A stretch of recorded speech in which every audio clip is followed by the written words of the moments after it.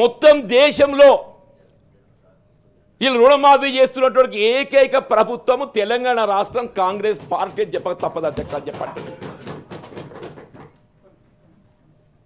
ఇలా భారతీయ జనతా పార్టీ కదా అధ్యక్ష, ఇదే బీఆర్ఎస్ పార్టీ మీరు 2 పర్యాలు రుణమాఫీ చేస్తామని చెప్పింది అధ్యక్ష. మీరు చేసింది ఏంటి? విడుదల వారీగా చేసింది అధ్యక్ష. విడుదల వారీగా చేయడంతో ఏమైంది అధ్యక్ష?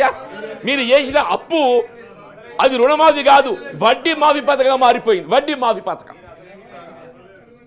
అది వడ్డీ మాఫీ పథకంగా మారిపోయింది అధ్యక్ష అని చెప్పంటూ నేను. రెండో పర్యాయం అయితే ఆ వడ్డీ మాఫీ కూడా లేదు, అది 80,000 రాగలేదు, అక్కడే నిలిపేసింది అధ్యక్ష. ఇవాళ గ్రహించిండ్రు ఇది మా చేత కాదు, ఇది రాష్ట్రాన్ని పాలించడం, ఈ రాష్ట్రాన్ని పాలించడం మా చేత కాదు, చేసే కాడి చేసిన అప్రూవల్ నెట్టినాం, చేతులు ఎత్తేసింది అధ్యక్ష. వాళ్ళ మేనిఫెస్టోలో మొన్నటి ఎన్నిక 2023 ఎన్నికల ప్రణాళికలో రుణమాఫీ అంశం వాళ్ళు అందులో పేర్కొన్నారు అధ్యక్ష. ఎందుకు?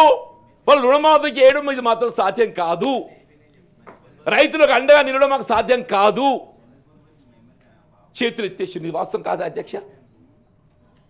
కానీ కాంగ్రెస్ పార్టీ మనోధైర్యంతో రైతాంగానికి అండగా నిలిచే ప్రభుత్వం కేవలం కాంగ్రెస్ పార్టీ అయిన భావన సంకల్పం అధ్యక్ష. ఆనాడు జాతీయ స్థాయిలో యూపీఏ ప్రభుత్వం మన్మోహన్ సింగ్ గారు ప్రధానమంత్రిగా, సోనియా గాంధీ గారు చైర్పర్సన్గా యావత్ భారతదేశంలో ఏదైతుందో రైతాంగాన్ని అప్పులు ఊబులోకి వెళ్ళి వెలికి తీయాలని చెప్పని 70,000 కోట్ల పైచిలకి ఏదైతుందో ఏక మొత్తంగా రుణమాఫీ చేసిన ఘనత కాంగ్రెస్ పార్టీ అధ్యక్ష.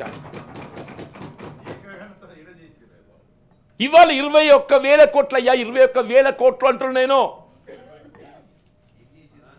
21,000 కోట్లు దయచేసి గమనించండి. 25 లక్షల మంది రైతాంగాన్ని ఏదైతుందో 2 లక్షల రూపాయల వరకు అప్పుల ఊబిలోకి వెలికి తీసే విధంగా కార్యక్రమం అమలు చేసిన అధ్యక్ష. ఎస్ ఇంకా కొంత మిగిలి ఉన్నారు, సాంకేతిక కారణాలతో ఇంకెక్కడైనా రుణమాఫీ అమలు కాక మిగిలిపోయి ఉన్నట్టయితే వారికి కూడా 2 లక్షల రూపాయల వరకు అప్పు మాఫీ చేయడానికి ప్రభుత్వం సంకల్పంతో ఉందని చెప్పి ఈ సందర్భం అనేది అధ్యక్ష అంటున్నాను. మీరు చేతగాక చేతులు ఎత్తేస్తే ఈ ప్రభుత్వం ఏదైతే చేయాలని సంకల్పంతో రైతుకు అండగా నిలవాలి ప్రయత్నంతో కార్యక్రమం అమలు చేస్తుంటే మాకు అండగా నిలవండి.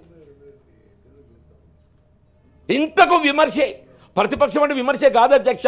నేను కూడా అక్కడ ఉండి మాట్లాడి నేను, కానీ ఎన్నడూ విమర్శగా పరిమితం కాలేదు, సలహాలు సూచనలు కూడా ప్రధానమని చెప్పంటూ నేను